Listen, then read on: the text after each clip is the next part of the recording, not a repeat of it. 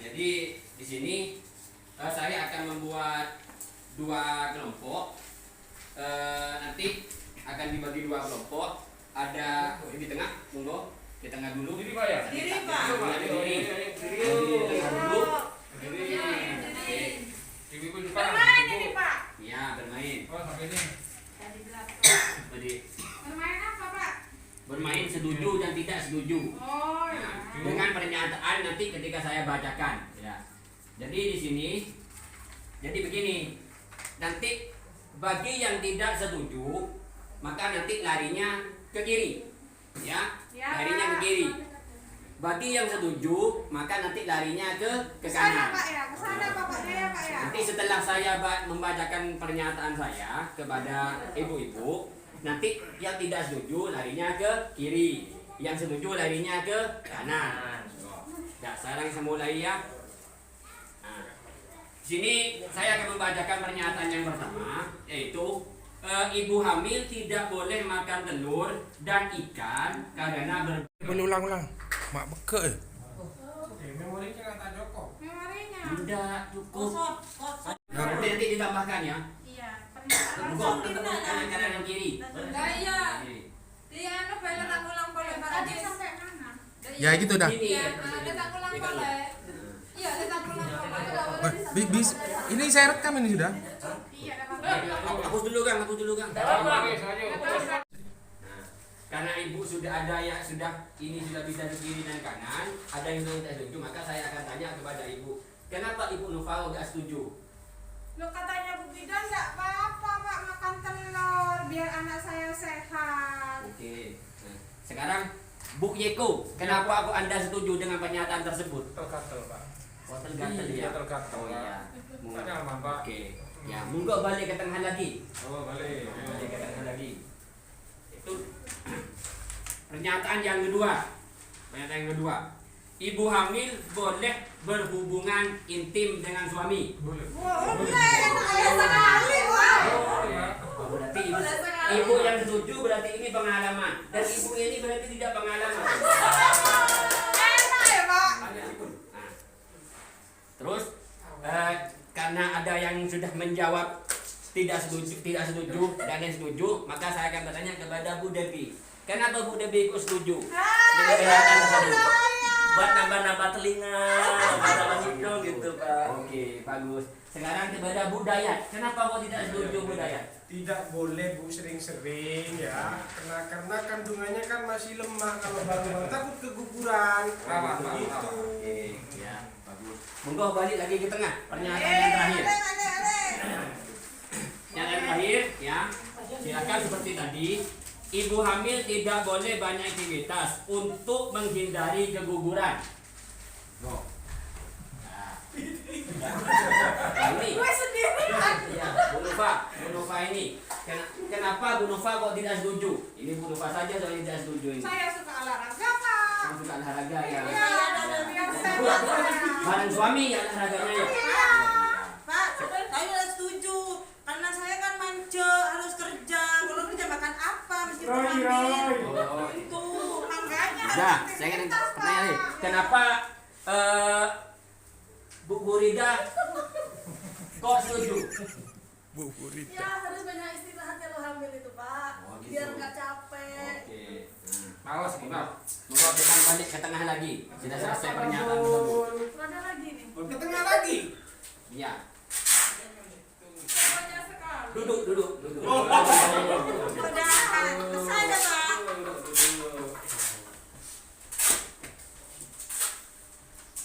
Terkait pernyataan tersebut, ya terkait pernyataan tersebut, tadi Pak, yang benar apa Pak? ibu-ibu itu ada yang tidak setuju dan setuju. Itu dapat informasi dari mana? Bahwasanya tadi ibu hamil tidak boleh makan telur dan karena bau amis. Terus ibu hamil boleh berhubungan intim. Terus ibu hamil tidak boleh banyak aktivitas. Itu informasinya dari mana? Saya Pak. Ya, kenapa? Dari mana? Saya dari Bu pendamping itu Pak, yang satunya itu Pak. Oh gitu, bagus. Tuh balik Bu ini. Anu Pak, ya katanya orang-orang dulu itu deh Pak. Kalau tambah tidak bekerja, ibu hamil itu anaknya yang digandung itu pas nakal, Oh gitu. Dari orang tua itu, orang-orang yang sudah sepuh. Jawabannya bagus buat Bu Zaidah dan Bu Lili. Untuk kasih tepuk tangan kepada Bu Lili. Nah, sekarang saya akan minta tolong kepada Mas Lili untuk membacakan di sini untuk membacakan kesimpulan-kesimpulan apa yang tadi telah saya sampaikan. Ini, Lili, monggo dibacakan yang A. Gantian. Kacamatanya Bu Devi. Kacamatanya. Udah lansia. Yang A. Oh ya, ibu hamil dan anggota keluarga perlu bijak dalam memilah dan memilih informasi. Ya, monggo diganti. Bu Lili, yang B. Beberapa sumber informasi sudah dimiliki ibu hamil, misalnya buku KIA, minta peserta membuka bagian kelas ibu hamil dan posyandu. Begitu Pak ya? Iya. Monggo, yang C diganti sama Bu Farida. Untuk memastikan informasi tepat atau tidak, dapat bertanya pada saat mengikuti posyandu dan kelas ibu hamil ya Pak ya? Ya, yang terakhir, yang D diganti Ibu lansia, Bu Dayat.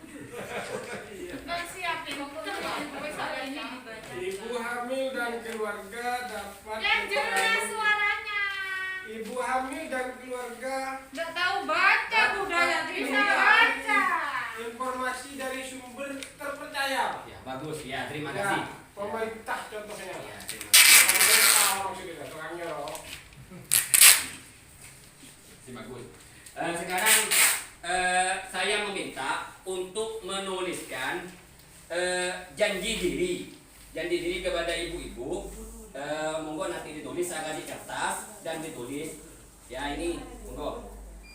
Ibu, Janji untuk apa Pak? janji diri materi tadi yang telah saya sampaikan. Ya. Ditulis dulu, Boleh ya. coba ya. Nanti bilang.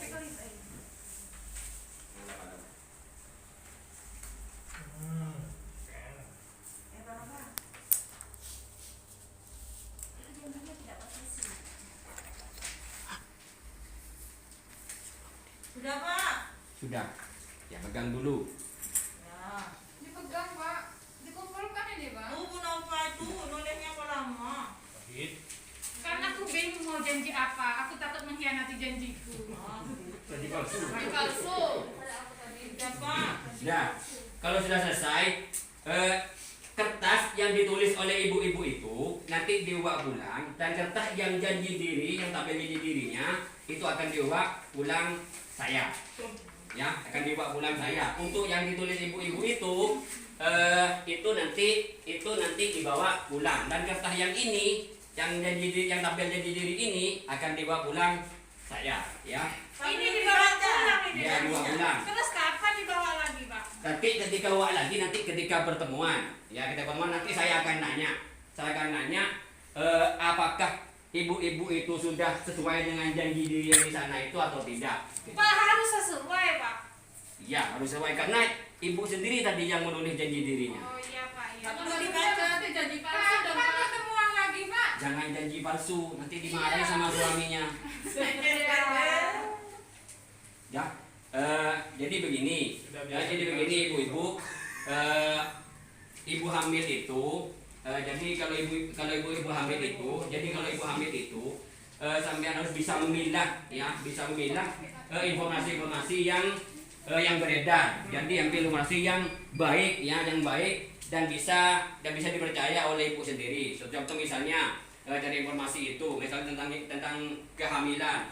Ibu-ibu tuh bisa tanya ketika pada saat posyandu, tanya kepada ibu bidan desa itu, atau bisa tanya kepada saya sebagai pendamping PKH.